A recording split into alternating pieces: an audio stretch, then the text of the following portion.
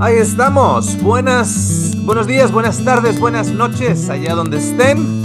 Desde aquí, desde Australia, en este hermoso día oscuro. Día oscuro porque son las 5 de la mañana del domingo.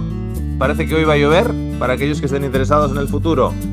Tenemos nuevamente a César con nosotros, que lo disfrutamos tanto. Tenemos el último vídeo de César subido hace ya unas cuantas semanas atrás. Bueno, yo diría unos cuantos meses, porque ¿cuándo ha sido la última vez que has estado con nosotros? ¿Febrero? Ostras, pues sí, pues lo mismo han pasado 3 meses, 4 meses, una cosa Por lo así. menos, sí, sí, sí, sí. No sé, tengo la percepción del tiempo un poco alterada, pero es verdad que hacía mucho tiempo que no nos veíamos, así que muchas gracias, agradezco estar aquí otra vez con vosotros. Nuestro historiador personal, si lo podríamos usar de esa manera. Hoy vamos a descubrir el origen histórico del hinduismo. Y acordaros, con todos los otros estudios que César ha estado compartiendo con nosotros, evidentemente están los aspectos religiosos de cada una de esas religiones, como pueda ser el Islam, que fue el último, el cristianismo, el origen histórico de las religiones, incluido ese apartado significativo del judaísmo que César compartió. Pero estamos hablando del origen histórico, o sea, lo que sigue paralelo al origen religioso en sí o las creencias, podríamos decir así, las creencias religiosas que, que están basadas, que tienen un componente muy alto en la fe para, digamos, ser aceptadas, mientras que el origen histórico pues tiene, para ser aceptadas, esa cronología, pues la influencia o su influencia viene a ser a través de hechos factuales históricos. ¿Ok? Así que hoy estoy súper deseoso, César, por el hinduismo. ¿Cómo has estado? Pues muy bien, ya hablábamos fuera de micro de que como vosotros también muy liado y ahora ya que se acerca el verano, pues con las últimas clases, con el libro que me han encargado que lo tengo que presentar el lunes, ha sido todo muy, muy caótico. Pero sí, vamos a hablar de un tema que además también creo que de las 5 grandes religiones del mundo, creo que es probablemente la más compleja. Y eso también le da un punto interesante, ya lo veremos, ya lo comentaremos, pero tiene una diversidad y una pluralidad interna tal que muchas veces sorprende. O sea que va a ser interesante. Recuérdame, o si quieres lo puedes hacer ahora. Mm. ¿El libro nos va a interesar al resto también en leerlo? O sea, Hombre, ¿te interesa eso promocionarlo? espero. Ok, ok. Eso ¿De qué espero. se trata? ¿De qué se trata el libro? ¿De qué se trata el Es un libro? ¿O de libro qué va? Es un libro sobre la revitalización religiosa que estamos viviendo en nuestros tiempos, sobre todo entre los jóvenes, ¿no? Que hay una revalorización de lo religioso y una suerte de regreso al lenguaje de lo sagrado. Entonces es un poco un libro hace una panorámica general de cómo está la situación, especialmente de los jóvenes, en relación con lo sagrado, con la religiosidad, cómo lo viven tanto desde dentro de las religiones institucionales como fuera, ¿no? Con elementos de la astrología, del tarot, de la cábala, de los movimientos nueva era, de todo ello. Entonces, un poquito eso, para entender en qué situación estamos ahora mismo en el ámbito religioso, lo que nos ha dado la contemporaneidad y especialmente a la juventud, cómo lo está viviendo. Ujú, súper interesante. Además, allá en España, no ha sido hace un par de días que ha pasado León XIV. Sí, sí, sí, sí, sí. El fin de semana pasado estuvo aquí, bueno, fue una locura. O sea, que esto se montó como si estuviéramos en el corazón de Italia. Ni, Así ni Bad que Bunny. sí. Y Ni Bad Bad Bunny también. Bunny. Que No, no, también digo tiene que. casi un fenómeno religioso paralelo. Pero Sí, es verdad. paralelo, pero te quiero decir que ni Bad Bunny ha movido, digamos, tanto movimiento intergeneracional y No, no, no, y es tanta gente impresionante. joven también que el Papa ha movido allá en Barcelona cerca de la Sagrada Familia, ¿no? Sí, sí, sí, es impresionante. Esto ya pasó en las Jornadas Mundiales de la Juventud. Y es verdad que muchos analistas decían que cualquiera que no lo supiera y que visitara, en concreto Madrid, pero también en Barcelona y otras ciudades españolas, no se creería que esto es un país aconfesional. O sea, ni Ujú, muchísimo menos. Porque es ujú. verdad el fervor y la veneración absoluta. También se hacían análisis así interesantes, ¿no? Cuando se produce el famoso besamanos con los reyes de España. Claro, había un analista que se remontaba un poco cientos de años atrás, ¿no? Y decía, claro, ¿qué institución debería postrarse ante qué institución, ¿no? Porque al final la monarquía española, recuerdo que el rey de España entre sus títulos tiene el de rey de Jerusalén. Ujú, Sé que es ujú. Sí, sí, interesante. sí, sí, sí. Entonces, sí, es una cosa ahí curiosa, ¿no? Luego también, aunque es verdad que ahora ya son Borbones, pero cuando estaban los Austrias y la monarquía hispánica, Carlos V saqueó Roma y obligó al Papa a refugiarse y a exiliarse. Entonces, es una relación interesante lo que ha tenido la monarquía hispana con el Vaticano. Pero sí, es Ujú, como dices, o sea, ha sido una movilización increíble y mucha, mucha gente joven. Sí. ujú. Al punto de que he escuchado que el espectáculo de luces y de puesta en escena en la Sagrada Familia de Barcelona Ujú. se equipara al... Bueno, tú no sé en qué, cuán jovencito, si habías nacido en las Olimpiadas del 92, pero las Olimpiadas Pues del 92. soy de agosto del 92, o sea que fíjate el recuerdo que puedo tener de las Olimpiadas del 92. Pero bueno, fueron, digamos, como el inicio de una Mm. ola en la cual las celebraciones, tanto de inauguración como de clausura de Sí, las sí, sí, sí, Olimpiadas, sí. tomaron un giro espectacular y fueron muy reconocidas mundialmente. Y se ha Sí. asemejado lo que ha ocurrido esta semana en la Sagrada Familia a la puesta en escena de las Olimpiadas del 92. O sea, tremendo. Pues fíjate cómo estamos, tirando la casa por la ventana. Es Sí, claro. alucinante. Am, Sí, sí. todo vaya a ser por fuegos artificiales y luces. Nos sobran. Nos Sí, sí, sobran. eso, Luego, otra cosa no, pero lo que nos gusta una buena juerga y todo el boato, vamos, sí, eso está sí, sí, sí. clarísimo. En alguna conversación de bar sí que habría que comentar el fenómeno religioso que se está viviendo en estos momentos. De hecho, llevan 4 o 5 días viviéndose y va a durar por los siguientes 20 días en Mm. México, Canadá y Estados Unidos, que es el campeonato del mundo de fútbol, donde Sí. las personas van a esos templos a adorar a esos ídolos No, no, vamos, desde luego, para y llevarse el está cáliz. en todas partes. Está en todas Ujú. partes. Ya el logo, te entras por la mañana en internet y ya el logo de Google ya es el mundial. O sea El que mundial. no hay escapatoria. Efectivamente, efectivamente. Muy bien. Pues después de este chit chat, que hemos, como dicen por aquí, este chit chat, inicial, vamos a dar comienzo con el tema de hoy, que es el origen histórico del hinduismo. Yo tengo que decir, por ejemplo, que tengo Ujú, muchísimos amigos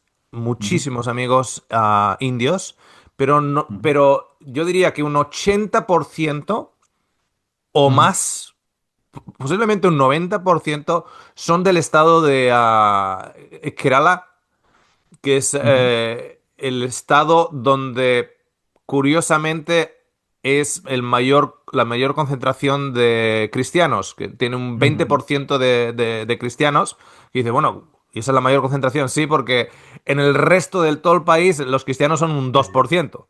Sí, Entonces sí, en sí, sí. Kerala es un 20%. ¿Y por qué conozco a tantos? Porque si tú encuentras en Estados Unidos, en Canadá, en Inglaterra, en Arabia Saudita, en Omán, en Australia, Nueva Zelanda, un enfermero o enfermera indio, Mm, casi un 90% de posibilidades, si no más, de que va a estar del estado de Kerala. Digamos, es ujú, el estado en que exporta enfermeros y exporta enfermeras, pero de una manera impresionante. Entonces, mm. Es y curioso. luego ya los Sí. hindús que conozco son también dentro del sistema médico donde yo trabajo, pero ya son Ujú, doctores y anestesistas. ujú, Eso luego nos va a dar paso también a entender un poquitito cuando toques el área de las castas, ujú, porque los del estado de Kerala no solo son enfermeros fuera de India, sino que son los enfermeros que ese mismo estado exporta a través de India para los hospitales en los cuales los doctores son hindús, pero los enfermeros y enfermeras, digamos, una posición que a priori daría la impresión de más servidumbre, Ujú. son precisamente de Kerala. Kerala y mayormente cristianos, ¿no?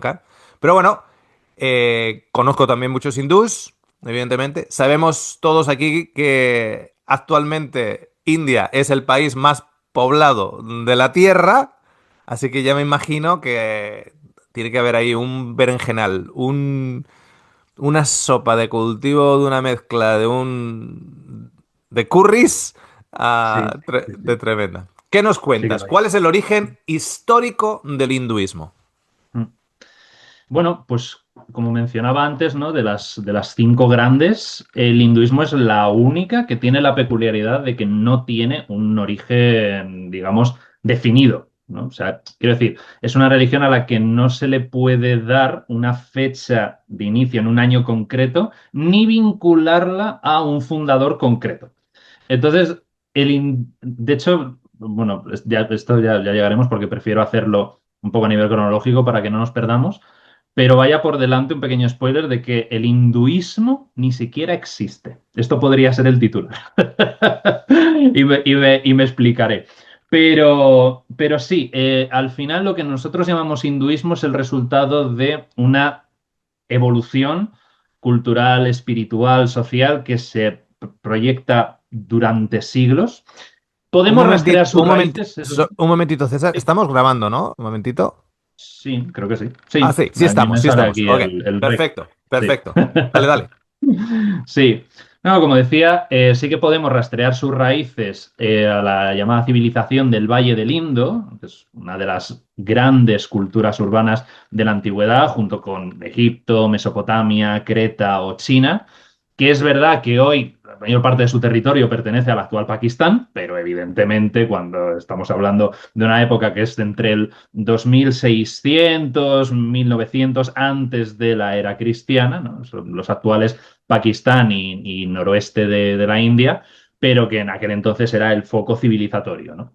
Entonces allí se han excavado yacimientos como por ejemplo Mohenjo-Daro o Harappa, ¿no? Pertenecen a esta cultura, a esta civilización, y ya muestran un desarrollo urbano muy importante, pero es verdad que sabemos bastante, bastante poco de sus creencias religiosas, básicamente porque todavía no hemos sido capaces de descifrar su escritura, entonces eso nos limita mucho. Eso sí, hay algunos descubrimientos que han realizado arqueólogos que nos permiten formular algunas hipótesis, como por ejemplo, se han encontrado muchas figurillas femeninas que podrían estar asociadas fácilmente a dioses de la fertilidad. Se han encontrado sellos con animales, que es bastante fácil que tuvieran un significado religioso intrínseco. También probablemente la pieza más famosa sea el conocido como sello de Pasupati, ¿no? Que seguramente lo habréis visto alguna vez, es la imagen de una figura cornuda que está sentada con las piernas cruzadas, ¿no? Rodeada de animales, ¿no? Entonces, algunos investigadores se han lanzado un poco a la piscina y han dicho que es un antecedente del dios Shiva, ¿no? En su forma de Pasupati, que significa el señor de las bestias. Pero esto, evidentemente, es una interpretación todavía bastante discutida, porque no hay evidencia, pero ahí está. También se han encontrado, por ejemplo, estructuras que habrían podido tener una función ritual relacionada con el agua, ¿no? Como hay una zona que se llama el Gran Baño de Mohenjo-Daro, que es una especie de piscina comunitaria enorme en el centro de la ciudad. Pero bueno, que ya os digo que ahí todavía estamos bastante, bastante en blanco porque ninguna de las interpretaciones que podamos dar al final se pueden demostrar, ¿no? Entonces, muchos investigadores son lo suficientemente prudentes como para evitar establecer una conexión directa e ininterrumpida desde esa religión del Valle del Indo hasta el posterior hinduismo. Pero es probable que su anclaje, que sus raíces ya aparezca allí, ¿no? Luego viene el cambio que desde luego va a ser más fundamental, que es cuando la civilización del Valle del Indo decae entre los siglos XVIII y XV antes de la era cristiana, coincide cuando empiezan a llegar al norte de la India grupos indoeuropeos que son los famosos arios, ¿no? Entonces, ario es una palabra que en sánscrito, en su idioma, el idioma que traen, significa noble o libre. Entonces, estos arios vienen de las estepas de Asia Central, lo que hoy es la zona del sur de Rusia, y traen una lengua que daría origen al sánscrito védico y una tradición religiosa que está enfocada en los sacrificios rituales, en los himnos sagrados y en la veneración de divinidades que se asocian a fuerzas de la naturaleza como Indra, Agni o Varuna, ¿no? La tormenta, el fuego, el mar, ¿no? Son ideas que están establecidas ya en este sistema que traen los arios. Y digo que es importante porque es de esa época y es de estos pueblos indoeuropeos de donde proceden los Vedas, que son los textos más antiguos de la tradición india, especialmente el Rig Veda, que es una colección de himnos a estos dioses que se compone en torno al 1500-1200 antes de la era cristiana aproximadamente, y que de hecho constituye el que es el texto religioso completo más antiguo de la humanidad conservado hasta nuestros días, el Rig Veda, o sea, es un texto importantísimo. Entonces, Muchísimo más antiguo que para aquellos oyentes que nos escuchan de una tradición más judeo-cristiana, muchísimo sí, más claro. antiguo que la Biblia que puedan tener ellos en sus casas, o los Sí, sí, textos sí, originales.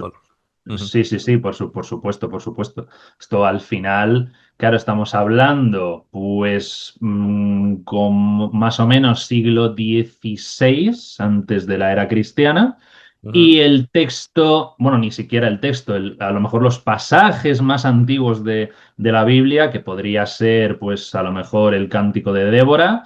Estamos hablando como mucho del siglo XII antes de la era cristiana, o sea, son 400 años después del Rig Veda. Entonces, sí, hay una diferencia temporal bastante importante.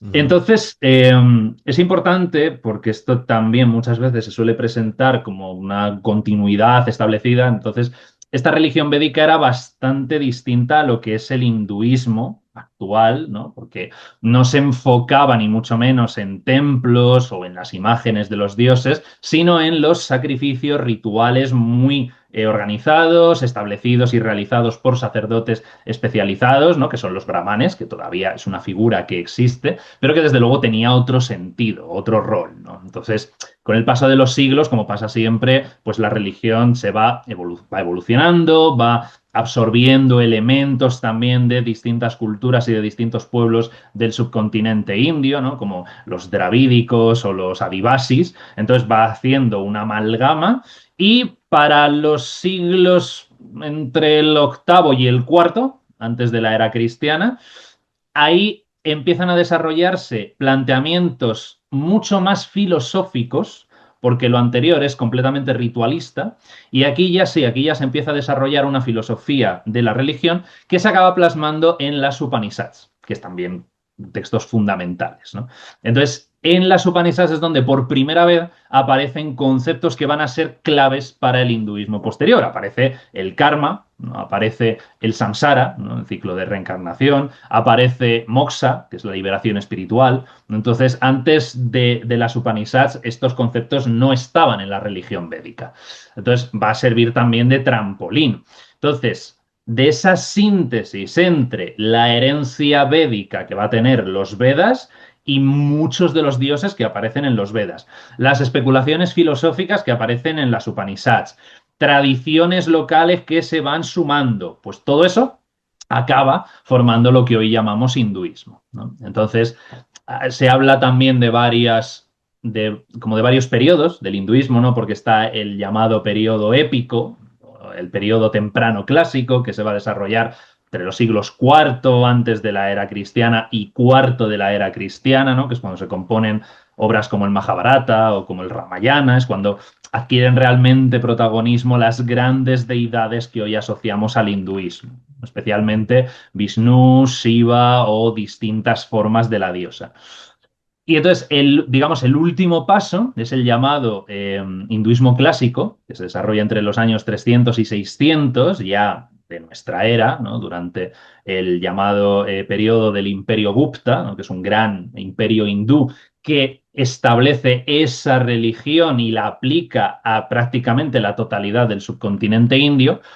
Y entonces en ese periodo, ya, fijaos, estamos hablando siglo séptimo, o sea, es casi contemporáneo al Islam, Ujú, es cuando ya se van a configurar y asentar todas las características que hoy asociamos con el hinduismo, ¿no? Que son pues eso, los templos, las imágenes de culto, los movimientos devocionales, más textos también, están los Puranas, ¿no? La literatura puránica, y también las principales escuelas filosóficas que todavía hoy existen. Así que, ujú, por resumir y por tener como un mapa general, ¿no?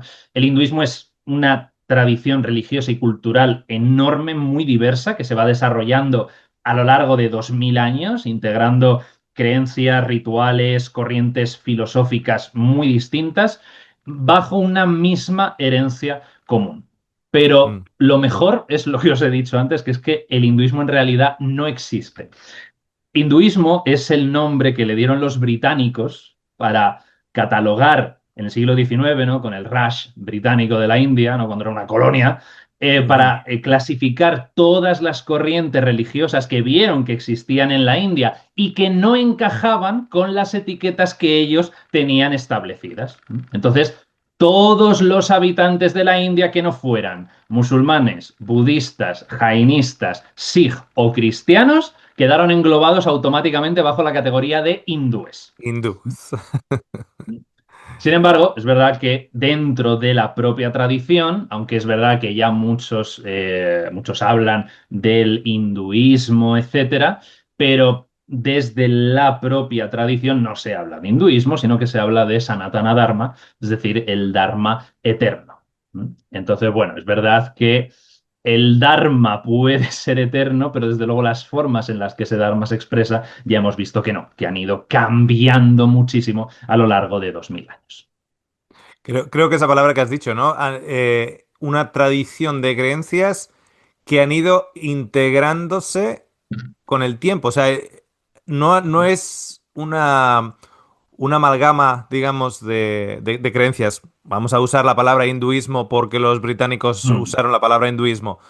sí. Pero no sería purista. Purista en el sentido de que no, esto es el camino, esta es la verdad, esto es el bloque y de aquí no nos salimos de ninguna manera. No, sino que han ido integrando. Ok, pues integro eso, integro eso.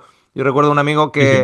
que hizo en su día evangelismo Ujú, cristiano en partes de la India donde no había presencia cristiana ujú. y no tenía ningún problema en aceptar a Jesús, no tenía ningún problema en aceptar a Jesús, la Virgen y a San Pedro y a quien hubiera que Claro. aceptar, Y a todos porque los es santos, y a todos los santos, fácil. Dice, bueno, si tengo mil y pico, si uno más, uno menos, entonces era claro. todo una especie de integración y había como una especie de amalgama, claro, había gente que ya se declaraba o autodeclaraba cristiano, pero claro, para un cristiano fuera de ese contexto le vuela la cabeza. Dice, ¿cómo Hombre, cristiano? Pero si estás haciendo todo el resto. O sea, era una amalgama en el cual era un cristianismo unido con la reencarnación, unido con esto, unido. Hostia, de todo.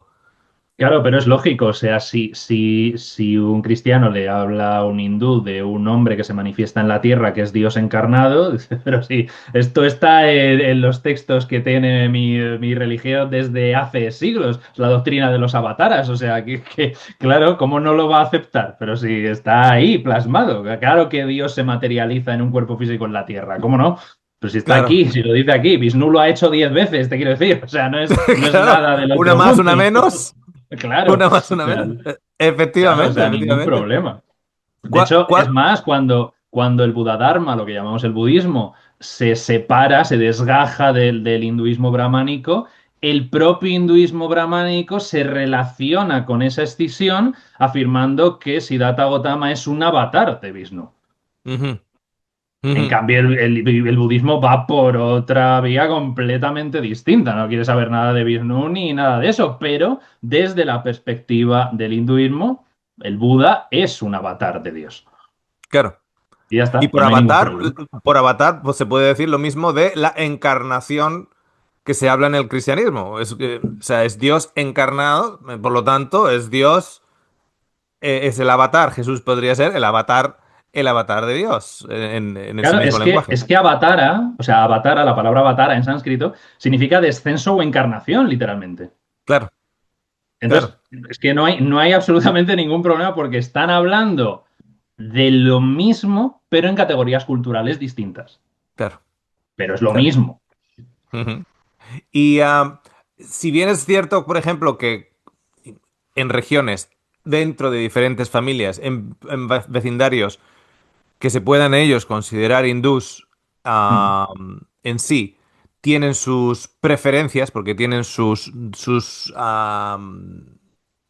prácticas muy particulares para su familia, muy particulares para esa región, comparado con otra región que también está considerada hinduista, sí que hay algún número de creencias centrales, incluso creencias centrales y prácticas centrales, que viene a ser, sí, un poquitito, que impregnan todas las diferentes corrientes de pensamiento y de práctica dentro del hinduismo. Así que hay algunas que son más o menos sí o sí, ¿no? Por ejemplo, mis amigos indios, pero que son cristianos, nos dicen que, claro, hay siempre un colapso de intenciones cuando, por un lado, se adora a la santidad del animal, de una vaca, pero los cristianos, los tomasinos, se hacen unas barbacoas, unos curris con esa misma vaca, claro. Entonces,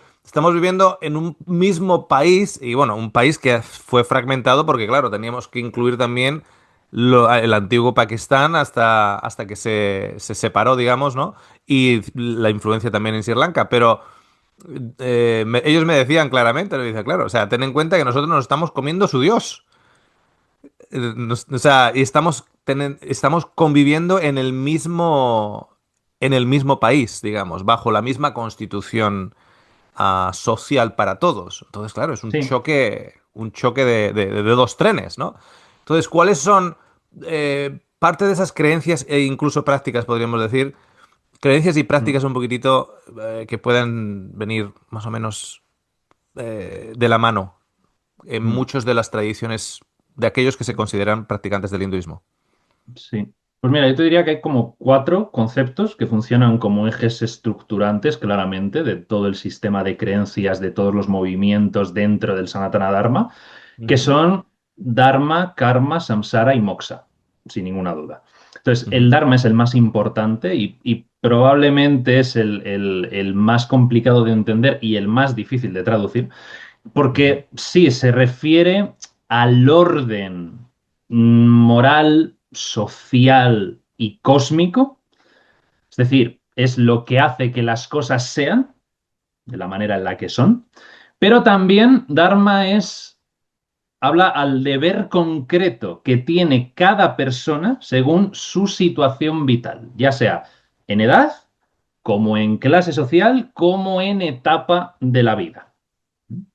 ujú, Entonces, entienden el Dharma no exactamente como una ley universal abstracta, sino como un principio contextual según el cual lo correcto depende mucho del lugar que cada uno ocupa en cada momento de su vida en el entramado del mundo. Es decir, tú de niño tienes que hacer una cosa, de joven tienes que hacer otra, de adulto tienes que hacer otra y de anciano tienes que hacer otra. Y dependiendo de dónde hayas nacido y dependiendo de en qué circunstancias hayas nacido y dependiendo de la situación en la que te encuentres en cada momento de tu vida, tu Dharma no es que fluctúe ni varíe, pero te exige, para hacerlo correcto, ajustarte a ese orden natural de las cosas, ¿no? Entonces, eso es seguir ujú, el Dharma o alejarse de la vía del Dharma.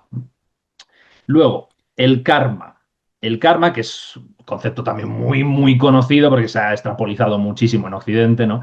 El karma ujú. sí es más una ley, concretamente la ley de la causa y el efecto. O sea, al Sí. final, el pensamiento sobre el karma es que toda acción, también toda intención, todo pensamiento, es decir, absolutamente todo lo que te constituye, te configura y proyectas tanto desde dentro como hacia afuera, tiene sus consecuencias que se proyectan más allá de una sola vida. Entonces, el karma es como el principio. tanto ético como causal, que vincula irremediablemente acción y resultado. Entonces, el karma siempre configura el futuro de los individuos, tanto en esta vida como en las vidas por venir. Ujú, Entonces, esto evidentemente es muy importante porque ahí entran también todas las prácticas sobre limpiar karma, o el buen karma, el mal karma, etcétera, etcétera, y todo lo que se construye alrededor de eso. Luego, el samsara. El samsara también es fundamental porque es más, digamos, más amplio, es la concepción de un ciclo continuo de nacimientos, muertes y reencarnaciones, donde el Atman, que es el principio vital barra alma barra la esencia más íntima del ser humano, es decir, lo que somos de verdad, más allá de todas nuestras configuraciones sociales, corporales, mentales, da igual, el Atman es lo más íntimo de nosotros y lo que es nuestra verdadera esencia. Va atravesando múltiples vidas, lógicamente vidas condicionadas por su karma acumulado en distintos cuerpos. ¿Esto es bueno o es malo? Pues para la mayor parte de las tradiciones es algo malo, porque la percepción del mundo se concibe desde una perspectiva de lo que se denomina en sánscrito el maya, que es ilusión. Para la concepción del Sanatana Dharma, el hecho de que nosotros creamos que nuestras vidas y el mundo que conocemos es real, es auténtico, es una ilusión. Entonces, lo real y lo auténtico subyace a ese mundo, a ese ciclo constante, ¿no? Entonces, el objetivo último de todo hindú es alcanzar moksha, la liberación. ujú, Entonces, al final, moksha se entiende como la unión del Atman, es decir, de lo más íntimo de nosotros, con la realidad última absoluta, o cómo alcanzar la realización de ese Atman, alcanzar el yo profundo para salir del samsara, es decir, para no volver a reencarnar. Esto varía según la escuela, ¿no? Dependiendo de si tiene una concepción de algún tipo de divinidad, ya sea personal, impersonal, lo que sea, que entonces es la unión con esa realidad última. Y si no concibe ninguna divinidad última, es una autorrealización, podríamos decir, completa, en la cual el Atman ya no se ve encadenado al samsara y por lo tanto, después de alcanzar la muerte, no vuelve a reencarnar y entra en un estado contemplativo de existencia perfecta. ujú, ujú. Entonces, claro, cuando hablamos de que en cada posición de la vida esta en la que estás viviendo tienes que seguir esas normas es para evitar un mal karma que luego en la siguiente vida digamos, te aleje más de esa meta final que es, podríamos decir en términos, usando el español, dejar este cuerpo y este ciclo Eso es. continuo de nacimiento, muerte, reencarnación, nacimiento, y poder, digamos, liberar esa alma, que se podría decir así, digamos, en Sí, un lenguaje que más conocido en el oeste, ese alma, finalmente liberarlo a su verdadero estado, a su verdadera realidad, ¿no?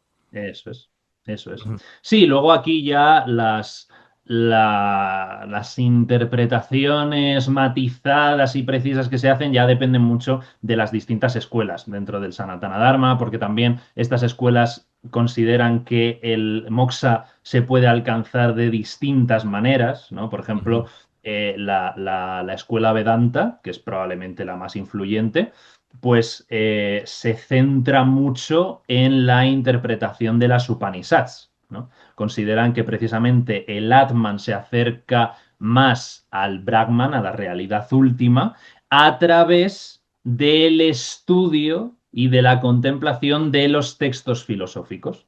Entonces ujú, considera que cuanto más consciente sea el Atman de esa identificación con la realidad última, más fácil le resultará en las vidas sucesivas el alcanzar moksha. ujú. Y Luego, el yoga, por ejemplo, la escuela yoga es no todo lo contrario, pero sí es muy distinta. El yoga no propone que el moksha se alcance por el estudio y la reflexión de los textos de las Upanishads, sino a través de un enfoque más práctico, ¿no? De disciplina mental, de meditación, de prácticas psicofísicas, y se dice que así se alcanza moksha. Entonces, cada una de las 6 escuelas ortodoxas tiene, digamos, sus formas de proponer cómo se alcanza moksha, pero todas comparten la idea de que el objetivo último es moksha. Y cualquiera que haya hecho algún tipo de ejercicio respiratorio y de meditación, hay ciertos tipos de respiraciones que se hacen en las cuales tienes una secreción de endorfina, de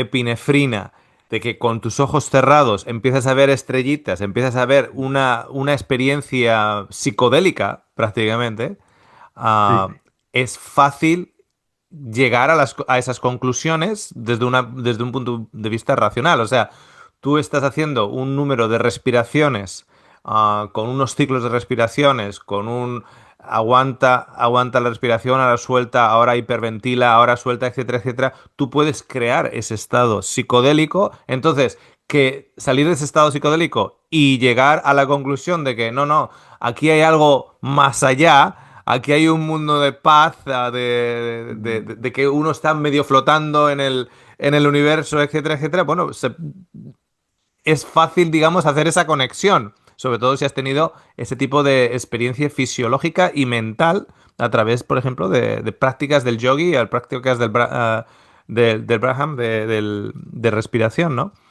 sí, Am, sí, sí, es verdad. O sea, de hecho, ahí está. O sea, la meditación es una práctica clave que es utilizada prácticamente para todas las escuelas. Luego, unas le dan más relevancia y más importancia que otras. Pero claro, efectivamente es un proceso de interiorización, de atención profunda, ¿no? Para aquietar la mente, ¿no? Evitar identificarse con Maya y precisamente ser capaces de percibir la realidad última. Entonces, sí, claro, la meditación funciona precisamente como una práctica muy sistematizada y muy utilizada por todas las corrientes, ¿no? También el yoga, también las peregrinaciones, también puja, ¿no? Que es la ofrenda, ¿no? ujú. También la recitación de los mantras, o sea, son elementos que todas las escuelas en mayor o menor medida comparten, prácticas para tratar de alcanzar eso. Y Ujú. efectivamente, el caso de la meditación no es solamente exclusivo del hinduismo, evidentemente, es muy típico de toda la tradición dármica, ¿no? En el budismo también, en el jainismo también, o sea, es algo fundamental para esta religiosidad, sin ninguna Ujú. duda. Mm. Cuando hablamos de peregrinaciones y ofrendas, Ujú, eh, dentro del hinduismo es conocido el hecho de que prácticamente en la gran mayoría, yo no conozco hindú que presente sacrificios en esas peregrinaciones o ujú, incluso en sus propios altares, en sus hogares, que mm. los sacrificios sean sacrificios de sangre. Son sacrificios pues, de flores, sacrificios de especias, sacrificios de platos de comida. Eh, ¿Cuánto de eso tiene que ver el hecho de que, claro, en la reencarnación no es que vayas a tener simplemente una reencarnación necesariamente humana? Puede que tengas una reencarnación animal. Entonces, claro, Sí. ¿quién se quiere comer un animal que potencialmente es la reencarnación de una persona, ¿no? Sí, sí, por eso es muy polémico. Esto yo lo vi en el norte de la India. Es muy polémico el culto a Kali, precisamente por esto, porque los devotos de Kali sí aceptan el derramamiento de sangre animal como ofrenda a la diosa. Y Ujú. esto, claro, es algo visto como, por lo que has comentado, algo atroz por el resto de las escuelas, ¿no? En cambio, para ellos es algo fundamental, porque consideran que sí, que las flores, que el incienso, que los frutos, que la luz de las lámparas está muy bien, pero que donde realmente reside la potencia del auténtico sacrificio es la entrega y la sangre derramada a los animales. Yo, en concreto, vi cómo decapitaban a 2 cabras negras Y Ujú, claro, y ante una multitud de devotos, igual de devotos que podían ser de Vishnu, de Shiva, de Krishna, de lo que fuera, pero con un rito, pues eso que es muy criticado, muy polémico, muy complicado dentro del panorama, porque ujú, claro, atenta contra un principio fundamental del resto de ujú, escuelas del hinduismo, ¿no? Entonces ahí es interesante porque la puja se hace con la misma intención, pero lo que se ofrece, pues para los seguidores de Kali, tiene esa peculiaridad, ¿no? ujú. Entonces, sí, es un culto que, bueno, que no gusta a todo el mundo. No, no, no tiene que ser muy difícil. El primer ministro indio, Medryas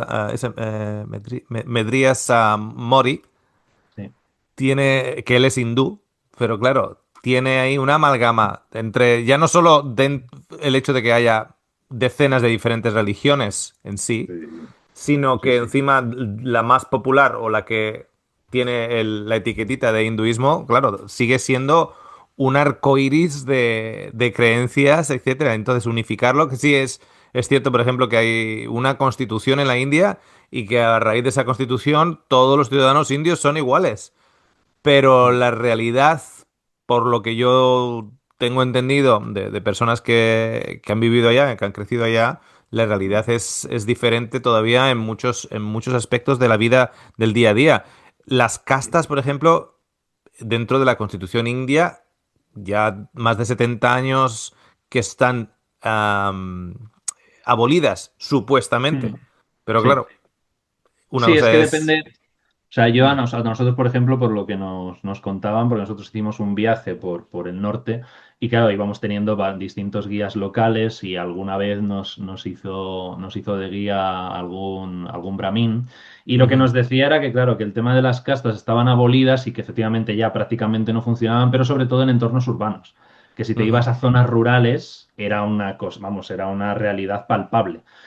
ujú, Entonces, claro, al final esto está pasando en muchos países que están sí, bueno, que están atravesando un proceso, que llevan a lo mejor 200 100 o 100 años, atravesando un proceso donde el sistema de pensamiento, la cosmovisión occidental lo ha atravesado por tema de negocios, comercio, o sea, al final entran en contacto con otras formas de vida y al final eso va permeando poco a poco en la sociedad y, por ejemplo, recuerdo un brahmin que nos decía como muy apenado que ahora en los entornos urbanos las chicas indias querían elegir a su pareja y ujú. querían enamorarse y querían ser ellas independientes y decidir con quién salía y con quién no, y que ya los chicos lo tenían muy complicado, porque claro, ya no podrían ser los padres quienes dijeran, pues mira, tú te vas a casar con esa. Entonces, y el señor nos lo contaba con pena genuina, porque claro, para él esto había sido una tradición milenaria que ahora se estaba perdiendo por culpa de los occidentales, ¿no? Entonces, Claro.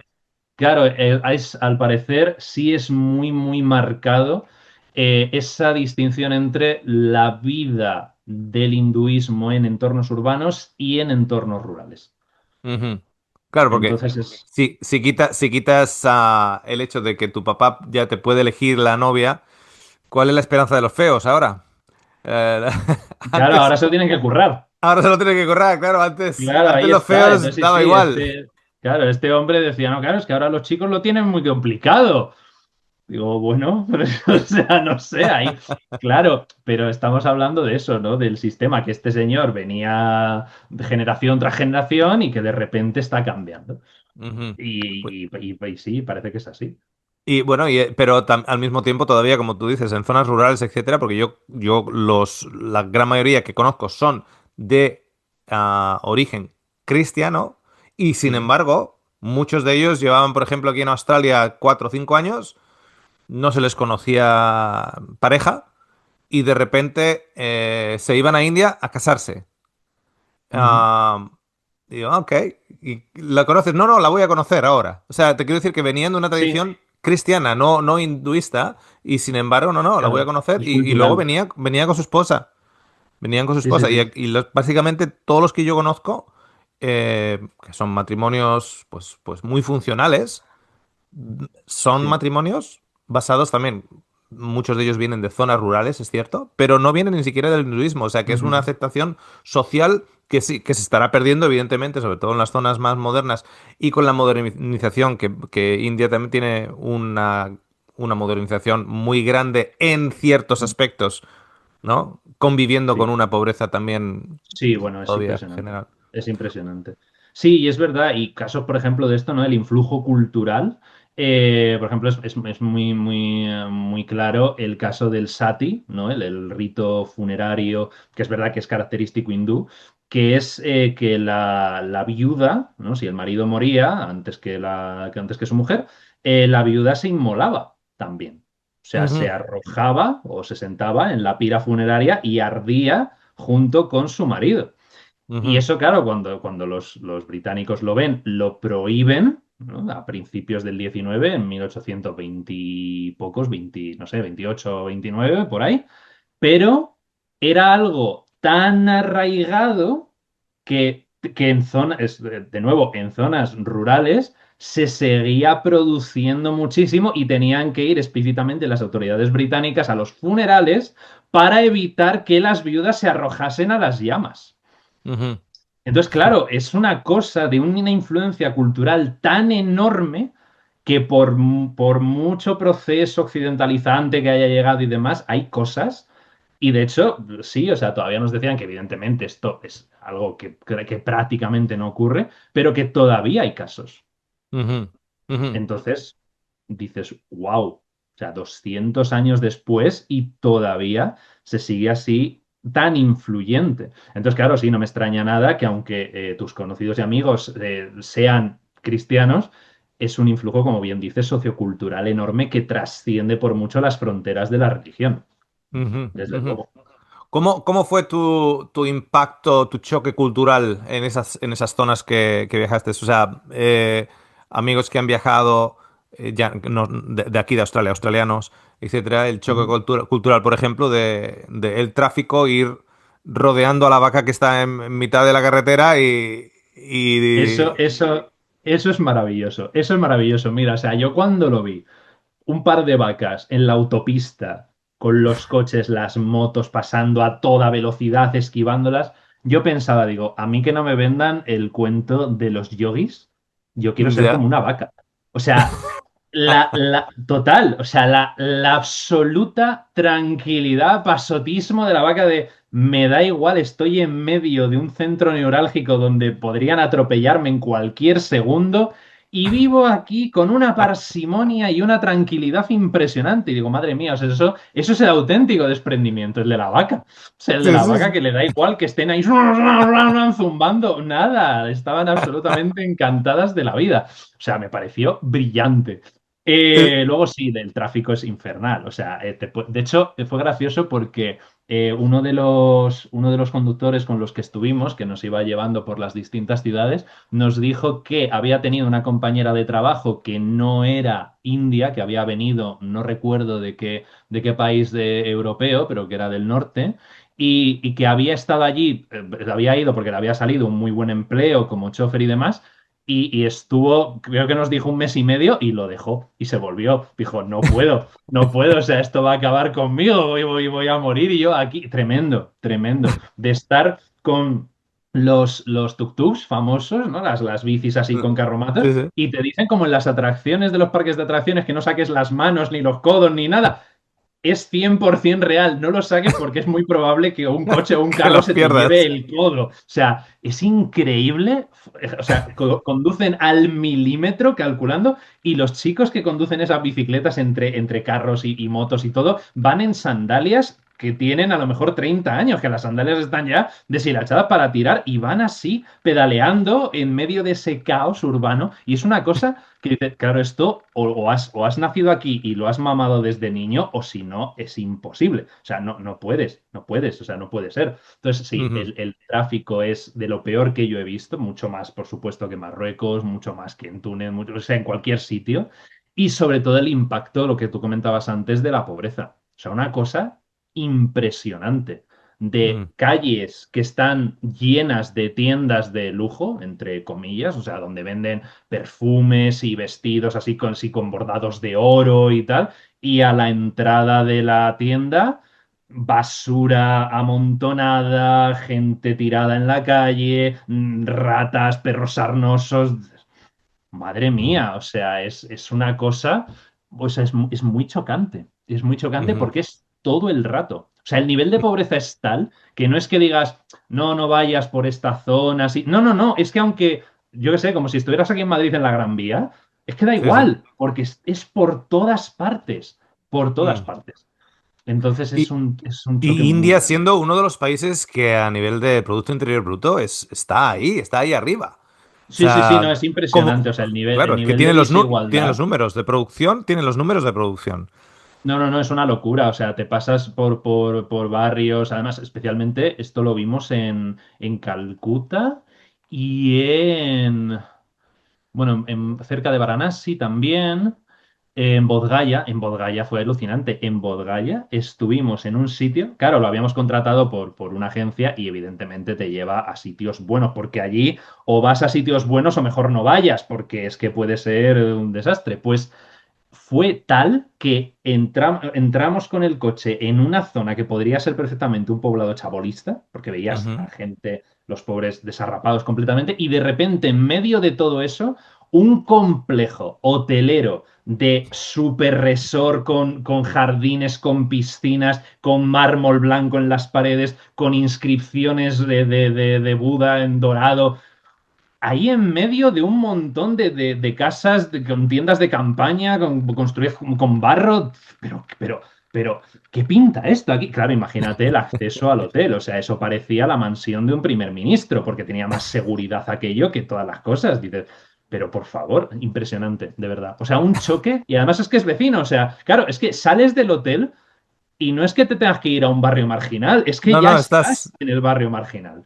Es claro. impresionante. O sea, esa misma amalgamación de ideas y conceptos, integración de el popurrí em, religioso, espiritual del hinduismo, también visto, digamos, en el mundo físico, en el cual Todo, todo vale. El hotel de cinco todo, todo, estrellas todo. y la chabola pueden convivir en la misma calle. Pero absolutamente. Ah, y otra cosa muy importante. Claro, sabes, pues seguramente lo habrás oído, ¿no? Que la India tiene fama, el típico cliché de me he encontrado a mí mismo, es un viaje que todo el mundo tiene que hacer, porque es que te abre la mente, porque no sé qué, porque son gente súper espiritual. No, o sea, hay de todo, como en todas partes. O sea, Ujú, son personas. No son ni santos, ni demonios, ni no, hay de todo. O sea, hay mm, gente que efectivamente, oye, pues sí, ha dedicado su vida a su tradición espiritual, que sabe muchísimo, pero que te pide las mismas monedas que te pide el mendigo porque te ve que eres de fuera y te quiere sacar la pasta. ujú. Y no, o sea, no es malo, es que es normal, porque la situación Sí. en la que están es nefasta. Pero esta idea que incluso nos lo vendió la propia chica de la agencia de viajes que se casó con un indio y lleva allí Ujú, viviendo 20 años, que son gente súper espiritual, desapegada de todo. No es verdad, o sea, cada tres pasos te intentan sacar el dinero como es lógico, insisto. claro. Entonces, no es un país especialmente devotísimo, elevado, que está en otro nivel de comprensión. No, no, pasan hambre igual que en el resto del mundo, son pobres igual que en el resto del mundo, o sea, hay de todo, hay de Ujú, todo. Entonces, esto es verdad y me gusta siempre aclararlo porque nos hemos comido nuestro propio relato de que en la India solamente viven santos y gente elevada y sabios espirituales en las montañas y ujú, también vive la gente que la pobre tiene que estar pidiendo en la calle, que algo que cuesta dos te lo pretende cobrar por seis, que en fin, todo, todo. mm, Entonces, son personas. Y ya está. Y entre ellas hay absolutamente de todo. Entonces, toda esa pluralidad del hinduismo también está en sus habitantes. Entonces, ujú. no los endiosemos. No hay más misticismo en Varanasi que en Castilla y León. O sea, Claro. no es una cosa aquí que digas, ¡guau! Es que te cambia la vida. No, no. También depende a Claro, dónde vayas, claro, si solamente te mueves por monasterios y por resorts de lujo, pues vale, sí, claro. Pero con que es eso, como que salgas a la puerta y salgas a la calle, ya lo ves, ya lo claro. ves. Si Hay eres muchísima gente Paul necesitada. McCartney y John Lennon, y eres parte de los Beatles, y Claro, vas allá y claro, y estás con este sacerdote, con el otro, le añades un poquitito del LSD, ¿no? ¿Cómo es? sí, el LSD. LSD, Sí, LSD, viaje psicodélico, con la música, con el mantra, etcétera, pues sí, posiblemente tengas un viaje astral tremendo. Pero, como tú bien dices, no es la realidad única, digamos, es un aspecto de, bueno, pues es el hotel de 5 estrellas con la chabola. ¿No? claro, es Puedes así, o tener un sea, viaje es un choque económico enorme y tantos santos hay allí como los puede haber en cualquier otro lado. Ujú, O sea, no es nada especial ni extraordinario, ¿no? O sea, igual que un brahman ha dedicado toda su vida a estudiar los Vedas, los Upanishads y los Puranas, en cualquier monasterio de Europa que tenga monjes, pues también muchos habrán dedicado toda su vida a las mm, escrituras y a los padres de la iglesia, etcétera, y te podrán decir exactamente lo mismo, pero desde su tradición. O sea, no es una cuestión de no, es que el pueblo general tiene otra visión, otra mentalidad. No, no. O sea, si te ven y dicen, ah, pues a ver si a este le puedo sacar más de lo que cuesta esto. Lógicamente, claro, lógicamente, porque para ellos cada moneda, joder, es lo mismo comer un día más. Entonces, efectivamente. es una cosa muy tremenda, muy tremenda. Bueno, Sí, aquí, sí. de hecho, aquí en Australia, hablar inglés con acento de la India, y habrá muchos acentos, pero es como, por ejemplo, en España hay muchos acentos, ¿no? Yo recuerdo Sí, ir con mi esposa allá en España y un amigo mío que es de las Islas Canarias se pone a hablar con sí, ella y le digo a mi esposa, ¿de dónde es él? Y me dice, bueno, español, está claro que es español. Mi esposa es sí. chilena, ¿no? Dice, está claro que es español. Y digo, bueno, no está claro que está español. Si habla como sudamericano. Y me dice mi esposa, no, que va, habla como un español. O sea, nosotros dentro de España podemos ver Mm. los diferentes acentos, pero para alguien desde fuera son todos españoles, ¿me entiendes? Sí, Entonces, sí, sí, sí. en inglés Sí, lo sí, mismo, o sea, tendrán sus diferentes acentos, pero para una persona aquí en Australia es el acento indio. Digamos, hay un estereotipo de acento indio hablando en inglés. Y desafortunadamente, ese acento indio estereotipo está asociado directamente con los que te llaman por teléfono y te dicen, te estoy llamando de Microsoft, tienes un virus ya, en tu computadora. ya. Oh, sí, sí, sí. Lo único que te vamos a mandar un código, tú pones este código en tu computadora, tenemos acceso a tu computadora y te lo vamos a reparar. Y lo que están haciendo, te están metiendo en tu cuenta bancaria y te están limpiando. O te dicen, Sí, no, tienes que pagar impuestos porque si no, no sé cuánto y tal. Y bueno, pero si pagas, tienes la oportunidad ahora de simplemente pagar $2.000 y ahí cancelamos tu deuda. Y entonces, claro, esos ya. que te llaman, un 99% tienen Mm, ese acento. Porque te están claro, llamando de Delhi, te están llamando de allá con un server que tiene el número de teléfono de Sydney, pero claro. claro, ya te empiezan, ya en el momento en que lo escuchas. De hecho, hace poquito me llamaron de mi página web de mi clínica porque había que Sí, poner un sistema de seguridad y la chica tenía ese acento. Le digo, mira, me vas a perdonar. Permíteme primero entrar y te voy a hacer yo un número de preguntas. Yo te voy a hacer a ti un número de preguntas, porque claro, yo tenía que sí. pagar y dando mis detalles Bancarios. de cuenta o sea, de la tarjeta de crédito. Sí, sí. Y yo, no, a ver, estoy en esta pantalla. Es una pantalla que solo puedo entrar yo y solo puede entrar el que lleva mi página web, ¿no? O sea, digamos, Mm, la compañía que lleva mi página web. Le digo, ok, sí. ¿qué hay aquí? ¿Qué hay aquí? ¿Qué hay aquí? Ok, ahora ya estoy tranquilo, ahora te doy. Hombre, Me dice, no, claro, es no, que no me tienes que. ostras. Me dice, si estás ahí, ya no me des nada, lo puedes hacer directamente, ya estás dentro digamos, de las tripas de la página web, ¿no? Ya lo Sí, puedes hacer tú de tal. Y yo, vale, vale. ¿Y por qué? Porque tenía el acento. claro. Porque tenía el acento, entonces, claro, eso ya le ha hecho mucho daño. Como todo, eso está ocurriendo también en otros países cuando hay alguien con un acento o con unas features, Sí, unos rasgos con o unos cualquier rasgos en cosa. particular que te roba Sí. la moto, por lo tanto, Sí, sí, las todos los que tienen... generalizaciones son tremendas. Además, joder, hablando de idiomas precisamente de la India, que tiene más de 1.600 lenguas, o sea, entre lenguas y dialectos es uno de los que más tiene. Entonces sí, Mm, que pretendamos reducir todo a... ¡Ay! Este pues ya está, de la India y ya viene a robarme. Pues, hombre, claro, hay de todo, efectivamente. joder, hay de Efectivamente, todo. bueno, de hecho, personas maravillosas con las que yo trabajo, personas maravillosas, yo te digo, la gran mayoría de enfermeros, enfermeras son de esa zona de Kerala, creo, Sí, Kerala, de Kerala, sí. pero que trabajo con anestesistas y doctores, etcétera, y unas personas y que son hindúes, son hindús y son Claro, unas es que... personas con algún Sikh también, que claro, que para el de fuera dice, bueno, todos son de la India, estos son los que adoran. No, no, este es musulmán, porque hay, además, es que hay un 20% de musulmanes o más. Sí, sí, sí, sí, Hay sí, sí. mucho musulmán en la India. Sí, Ah, son la minoría más mayoritaria, por así decir. Minoría mayoritaria, efectivamente. Mm.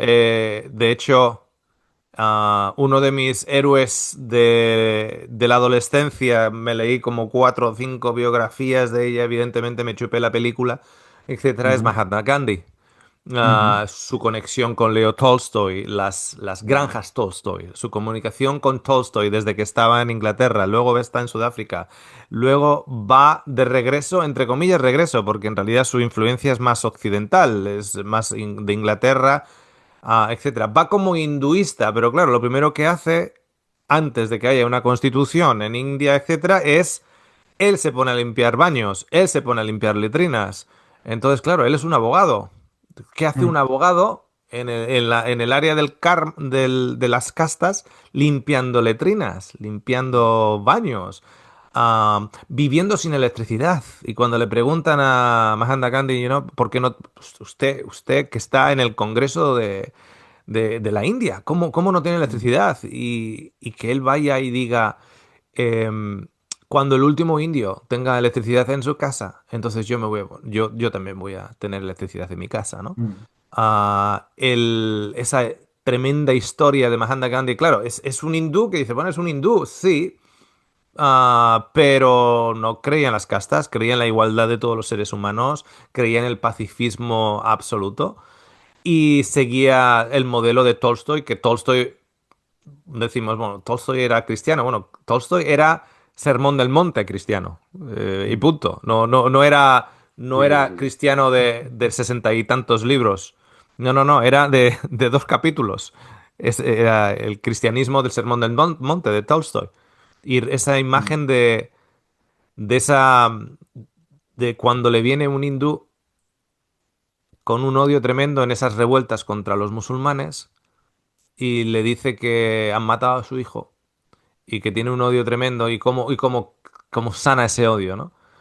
Y Gandhi le dice, bueno, pues toma uno de los niños que están en las calles y cuídalo y dale la oportunidad que tú le hubieras dado a tu hijo, dale a ese niño la oportunidad mm, y date a él, date y como parte de la sanación. Y el tipo le dice, vale, se ve que es un buen consejo. Y según se está yendo, Gandhi va y le dice, y no se te olvide que ese niño sea musulmán. O sea, el hombre cuyo hijo era hindú, que los musulmanes lo habían matado, ahora toma tú otro de las calles, pero que no se te olvide que el que tomes de las calles que sea musulmán. mm. Entonces, esa que también entra del concepto de un hinduismo diferente, en el cual dice, vamos a integrar todos. Es como una universalidad tremenda, ¿no? En ese concepto. Am, Sí, bueno, al final es verdad que eso al final está muy atravesado por la idea de Ahimsa, ¿no? Por el concepto de Ahimsa, de la no violencia, que normalmente lo hemos reducido a... No, Ahimsa es como no violencia en el sentido de que no te pelees o no hagas tal, pero Ahimsa también tiene mucho que ver con esto en el sentido de el absoluto respeto, casi veneración por la idea de la vida en sí, mm, ¿no? O sea, efectivamente, no solamente evitar la causa del daño físico, sino también evitar el odio, la ira, los prejuicios, cultivando la compasión. Entonces es una cosa que está completamente atravesada y que plantea esa cuestión en todos los aspectos de la vida. Entonces, Ujú, claro, eso era fundamental, fundamental. ¿No? ujú. La idea de no violencia, pero aplicada a ese marco tan amplio y tan Yo me difícil. pregunto, César, si nosotros en realidad tenemos un aspecto del hinduismo, y digo nosotros como seres humanos, un aspecto del Ujú, hinduismo y ese aspecto de integración de lo que nos viene bien a nosotros. Me explico, me explico. ujú, Ah, en el purismo más purista, ujú, por ejemplo, un purismo, vamos a decir, por ejemplo, un purismo protestante, cristiano protestante. ujú, Si yo te digo a ti, como purista protestante, que ejercicios de respiración, ejercicios de estiramientos son ujú, beneficiosos, pues te lo tengo que presentar en ese paquete. Porque si te lo presento en un paquete como ejercicios de yoga, de respiración y ejercicios de yoga, de estiramientos, flexibilidad, etcétera, dices, no, no, no, eso ya sale fuera de mi purismo. ¿Ok? Entonces, te lo tengo que mostrar, te lo tengo que presentar en un paquete en el cual no, no, solo respiración y son estiramientos. Ah, vale. Esto se hace en el gimnasio, no en un templo. Ah, vale. Pero al fin y al cabo, no sé si en el purismo en realidad nos privamos a veces de adoptar cosas que funcionen, o sea, que sean totalmente válidas de otras religiones y de otras tradiciones religiosas, ah, y ser selectivos en ello. O sea, porque no solo integrar, sino al mismo tiempo ser selectivos. Creo que una de las cosas, por ejemplo, que el hinduismo ha hecho ha sido el integrar a veces sin ser selectivo. ujú, Entonces, el integrar siendo selectivo. Yo, por ejemplo, uso mucho ejercicios de respiración, muchísimo, muchísimo. ujú, Yo uso una forma de meditación activa, o sea, en el cual mi mente no está vacía, sino que está ujú, muy, muy activa. O sea, proyectando muchos escenarios de mi día a día, de los proyectos que tengo, etcétera, y uso la meditación, uso la relajación, etcétera, etcétera. Entonces uno me dice, bueno, pero eso también lo usan los budistas, también lo usan los hinduistas, también lo usan la nueva era, etcétera. Ya, pero yo no tengo por qué agarrar todo el paquete. ¿Qué me viene a mí bien a mí? O sea, yo no me voy a poner a peregrinar a la India que me viene a mí bien, porque es imposible que una cultura haya sobrevivido sin autodestruirse tanto tiempo teniendo todo lo que puede ofrecer malo. No puede ser. ujú. Tendrá algo Claro. bueno. Tendrá algo bueno en el cual, de hecho, esto que estamos haciendo, ¿no? Tratar de mirar a las diferentes culturas religiosas y qué cosas también, no solo aprender, sino, mira, pues esto Sí. me lo guardo yo, me lo guardo para mí, ¿no? Mm. Sí, mira, esto precisamente hablábamos esta tarde mi prometida y yo con unos amigos, la idea de, para hacer eso desde un posicionamiento, como lo llamas, purista, ¿no? Ujú. O de autoconvencimiento de que tu propia tradición es la verdadera y todas las demás son falsas, están equivocadas, etcétera. Claro, cuando tú has tenido, por las razones que sean, o bien una educación determinada en una tradición religiosa concreta, o bien una conversión a esa tradición, ante la pluralidad de religiosidades humanas, el relacionarte con ellas de la manera correcta, es decir, en el primer paso, reconociendo que hay cosas buenas en ellas, exige mucha magnanimidad, que es una palabra que me gusta mucho. Mm, Magnanimidad significa de alma grande, anchura mm, de alma, ¿no? Magna anima, del gran ánima. alma, ¿no? Ujú, Entonces, es desde tu propia convicción de que eso es verdad, reconocer en la otra tradición que también hay verdad en ella. ujú, Es decir, no absolutizar un camino o el otro. Puede ser absoluto en la medida en que a ti te afecta.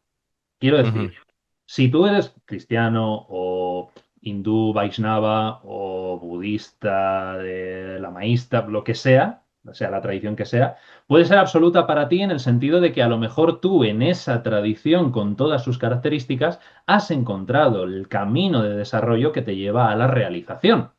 mm, Entonces, estupendo. Pero no absolutizarlo en sí misma. Es decir, como si fuera una cuestión objetiva de que es absolutamente mejor que todas las demás. No sé si me explico.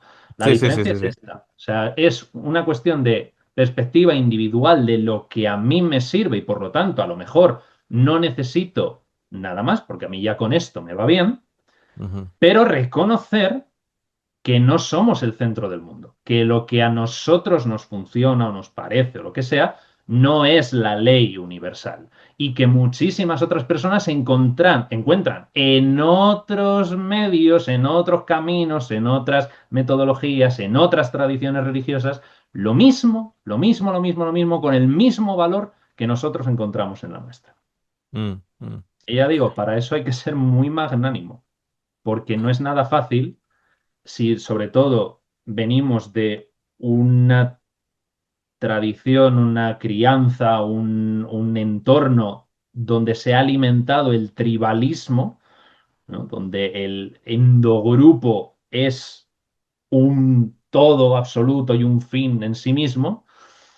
Claro, cuando nos encontramos frente a exogrupos que, oye, que lo viven de la misma manera que lo vivimos nosotros y que no necesitan de lo que nosotros tenemos, a lo mejor de la misma manera que no necesitamos nosotros lo que ellos tienen, pero es que a lo mejor sí, es que a lo mejor nos podemos enriquecer mutuamente, que es lo que tú decías, ¿no? O sea, es claro. la idea de, oye, igual esto que no está planteado en estos términos en mi tradición o que no es importante en mi tradición, pero me interesa, creo que puede aportar algo, creo que puede enriquecer mi experiencia.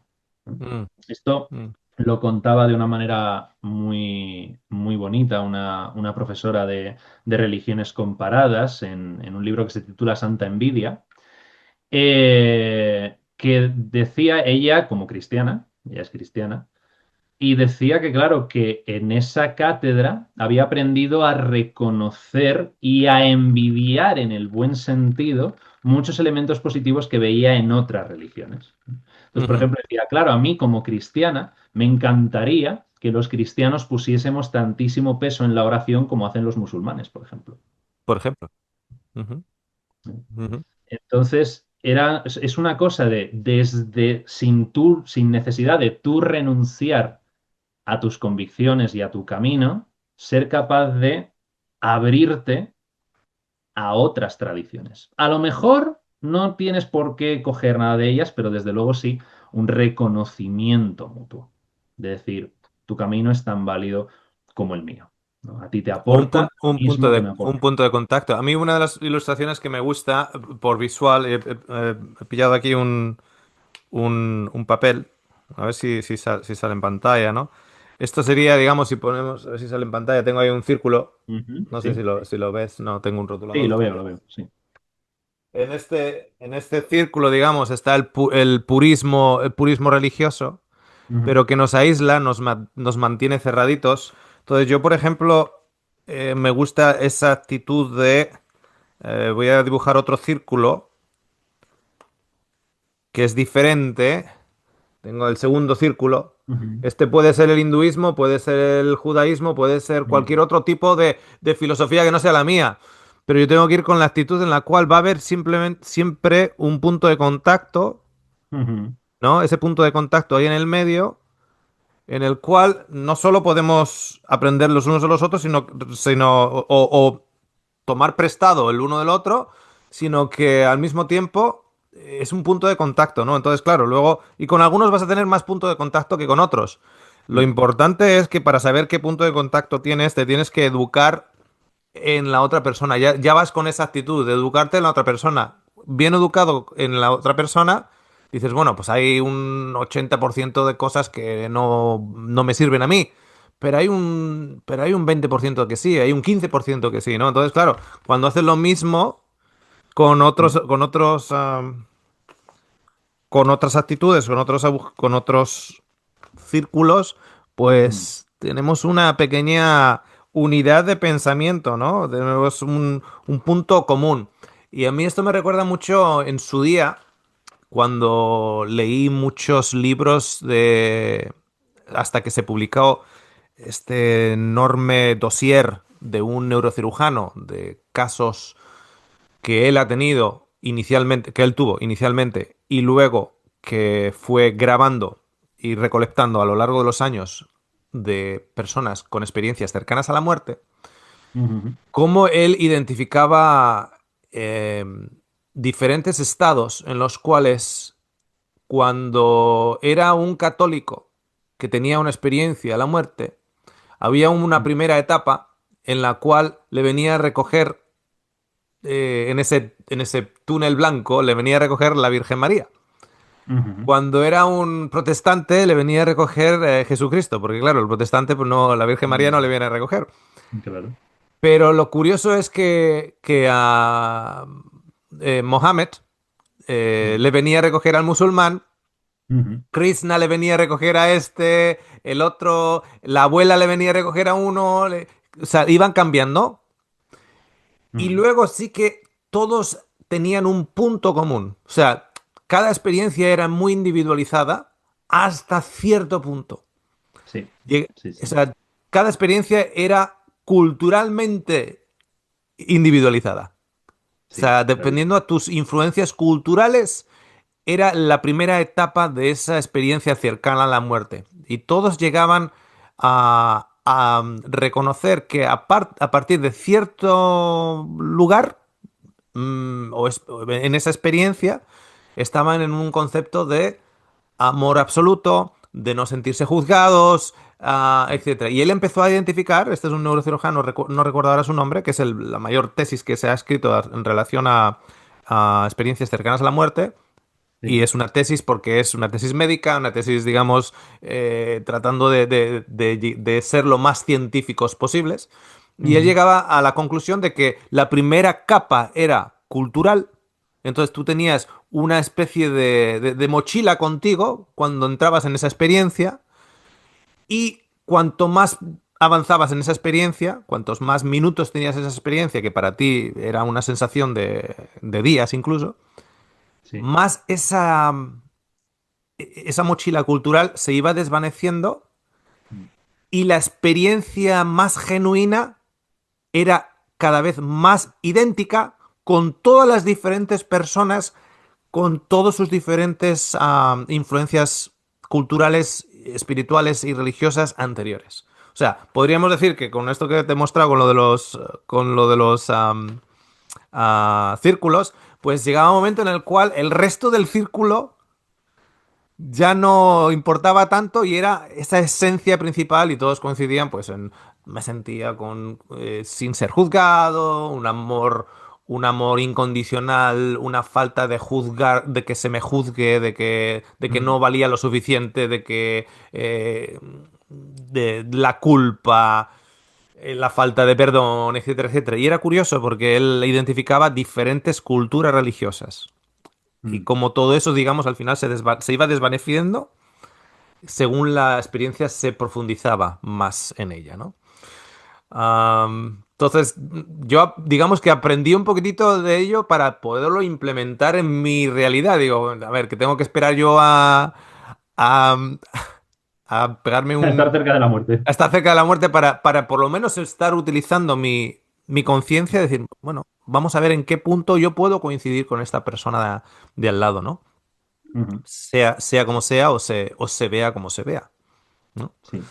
Sí, es así. Esto, por ejemplo, también claro, es muy útil en círculos de diálogo interreligioso, ¿no? Donde normalmente las sesiones se abren y se cierran con una oración compartida o con un ejercicio meditativo, donde se evitan términos confesionales o, al contrario, se realizan todos en común una oración, una meditación, un lo que sea de una tradición concreta y la hacen todos. Y van Ujú, rotando, ¿no? Cada vez que ujú, sea un encuentro distinto, pues se hacen ritos distintos. Y entonces, pues sí, a lo mejor esta sesión, venga, la encabeza el representante católico, ¿no? Pues entonces hacemos una plegaria tal y la hacen todos. La hace el musulmán, la hace el sikh, la hace el budista y tal. Y la semana que viene, pues dirige el musulmán. Pues entonces hacemos oración, no sé qué, nos enseña cómo se hace, los pasos, todo, y lo hacen todos. Entonces, sí, ahí son como dos formas de verlo, ¿no? La idea de encontramos un punto donde todas las tradiciones religiosas convergen y evitamos, por tanto, terminología que sea limitada a una, o ujú, todos participamos de una experiencia diversa cada vez que nos encontramos y todos mm, participamos de esa cosmovisión. Entonces, bueno, son normalmente las dos maneras, dependiendo del grupo, lo que ujú, decidan hacer, lo que resulta más cómodo para los asistentes. Pero es verdad, pero ahí está, ¿no? O sea, es el encuentro, es el compartir, porque al final siempre se ha dicho, ¿no? Se teme lo desconocido. mm. Entonces, con conocerse se arreglan muchas cosas, Ya, ya. Muy desde bien, luego. muy bien. ¿Cómo te lo has pasado, César? Muy bien, como siempre. La verdad es que siempre es un gustazo charlar contigo. La verdad es que sí. Sí, sí, Qué siempre lo te paso parece? muy bien. Vamos a cortar la grabación. ¿Tienes un Vale. par de minutitos por si acaso hay alguna preguntita? Sí, claro, claro, claro. Sí. Vamos a cortar aquí. Un momentito.